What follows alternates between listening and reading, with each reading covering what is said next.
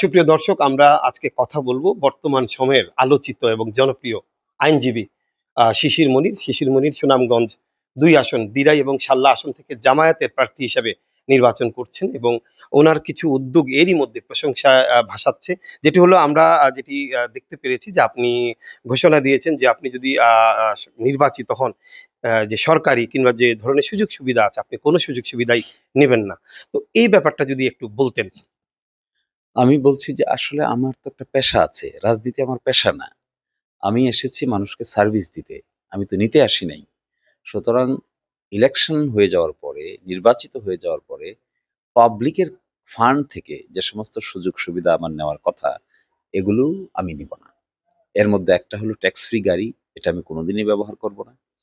Second কথা হলো VIP lounge ব্যবহার করা, বিজনেস ক্লাস টিকেট ব্যবহার করা, এগুলো আমি কোনোদিনই সরকারি টাকায় ব্যবহার করব না। তৃতীয়ত আমি বলছি আমি, আমার আত্মীয়স্বজন, আমার পরিবারের লোকেরা কেউই আমার দ্বারা অনৈতিকভাবে কখনোই কোনোভাবেই বেনিফিটেড হওয়ার সুযোগ থাকবে না। এটা আমি কখনোই অ্যালাউ করব না। আর আমি একটা কথা বলেছি যে এই ধরনের রাজনীতিতে যখন রাজনীতিবিদরা নতুন এক্সাম্পল ফিট করতে পারবে, তবেই রাজনীতির প্রতি মানুষের আস্থা ফিরবে। মানুষের আস্থা খুব প্রয়োজন। একই একইভাবে রাজনীতিবিদদের প্রতি মানুষের ধারণা কিন্তু আপাতত ভালো না। রাজনীতিকে মানুষ ভালোভাবে নেয় না। নতুন প্রজন্মের মানুষরা রাজনৈতিক নেতৃবৃন্দের নাম শুনলে উষ্মা প্রকাশ করে। এগুলো দেখে আমি খুবই বিরক্ত হই। তারপরেও রিস্ক নিয়ে শুধুমাত্র এসেছি এই জন্য আমি, যে নতুন কিছু এক্সাম্পল তৈরি করতে পারলে এই পুরনো ঐতিহ্যটা থেকে বের হয়ে নতুনত্বের ছোঁয়া পাওয়া যায় কিনা। আমি নিয়েছি এটিকে একটা সংস্কার প্রজেক্ট হিসেবে। এটি শুধুমাত্র এটি নির্বাচন নয় আমার কাছে। আমার কাছে এটি মডেল তৈরি করার মাধ্যম। আমরা শুনছিলাম চমৎকারভাবেই আপনি বলছেন। এখন আরেকটা জিনিস জানতে চাই যে আমাদের বর্তমান এ সময়ে ২০২৫ সালে এসেও সাল্লাটা অনেক দুর্গম, দিরাই অনেক দুর্গম। তো এই দুর্গম এলাকার মানুষকে স্বপ্ন দেখাতে, সামনে এগিয়ে নিতে, শিক্ষা, চিকিৎসা, যোগাযোগে আপনারা কিভাবে অবদান রাখবেন বা কিভাবে কাজ করবেন? আপনি চিন্তাভাবনা কি করছেন? জি, জি। আমি কথা বলেছি অনেক, আলোচনা করেছি অনেকের সাথে।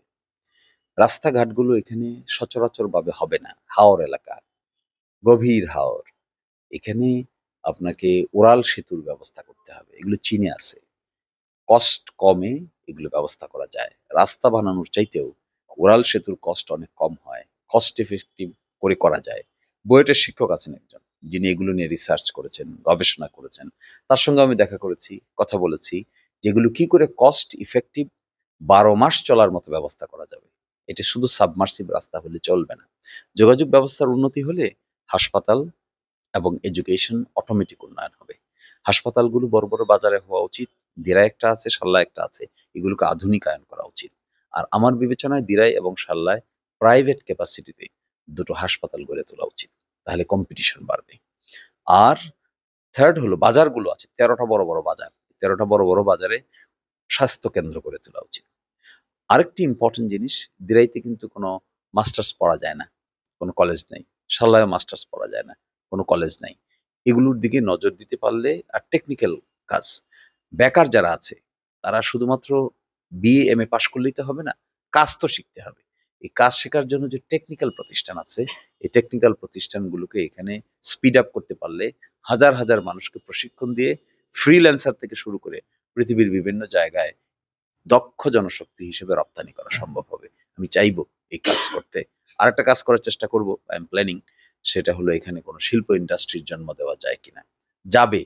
যদি দিরাই হয়ে, সাল্লা হয়ে, জলসুখা হয়ে ঢাকায় যে রাস্তা যাচ্ছে, এটি তাড়াতাড়ি শেষ হয়ে যায়, তাহলে এখানেও শিল্প ইন্ডাস্ট্রি গড়ে তোলা সম্ভব হবে বেকারত্ব দূরের জন্য।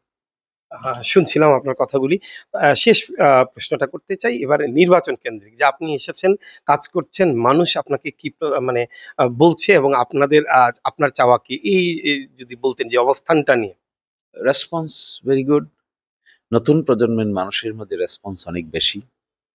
আমি চেয়েও ছিলাম তাই, যে নতুন প্রজন্মের মানুষ এগিয়ে আসুক, যাদের চিন্তার স্বচ্ছতা আছে, যারা নতুনত্বকে আলিঙ্গন করতে পারে, পুরনো ধ্যান ধারণা থেকে বের হয়ে আসতে পারে, রাজনীতিকে সার্ভিস হিসেবে নিতে পারে, রুটি রোজগার এবং আয়ের কেন্দ্রবিন্দু হিসেবে যারা না নেয়, রাজনৈতিক পোস্ট পজিশনকে যারা নিজের প্রভাব প্রতিপত্তির জন্য ব্যবহার করে আর যারা সার্ভিস হিসেবে ব্যবহার করে, তাদের মধ্যে বিস্তর তফাৎ হয়। তা আমি চেয়েছিলাম নতুনদের মধ্যে এরকম মানুষ বের হয়ে আসুক যারা এটাকে সার্ভিস মনে করে। অনেকে এসেছেন, ধর্ম বর্ণ নির্বিশেষে এগিয়ে আসছেন। এটা আমার জন্য খুবই হোপফুল। কামিং ডেইজে, সময়গুলোতে আমার ধারণা আরো অনেক নতুন ফেসেস আসবে, যারা এঙ্গেজ হতে চাইবে, যারা এক্সাম্পল ফিট করতে চাইবে। এখানে দল কোনো বাধা হবে না, ব্যক্তিই হবে মূল কেন্দ্রবিন্দু। ধন্যবাদ আপনাকে। আমরা শুনছিলাম সুনামগঞ্জের ২ আসন যেটি দিরাই এবং সাল্লা, এটি একটি দুর্গম সুনামগঞ্জ থেকে অনেকটা রিমোট এলাকায়, যার যেখানে উনি নির্বাচন করছেন। তো আমরা ওনার কথাগুলো শুনলাম। আমরা নিশ্চয়ই আপনাদেরকে যে সুনামগঞ্জের যে আরো প্রার্থী আছেন তাদেরও কথাও আপনাদেরকে শোনাবো। ভালো থাকুন, সুস্থ থাকুন। এলো খবরের কাগজ, নিখাদ, নির্ভীক, নিরপেক্ষ।